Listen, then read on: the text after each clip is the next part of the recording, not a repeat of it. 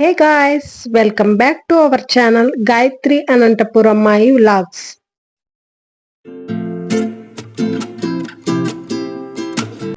రీసెంట్గా రాజమహేంద్రవరం మహాకాళేశ్వర ఆలయాన్ని విజిట్ చేశాం కదా. సో ఆ వీడియో ఇంకా ఎవరైనా చూడకుంటే మన ఛానల్లో ఉంది, ప్లీజ్ వాచ్.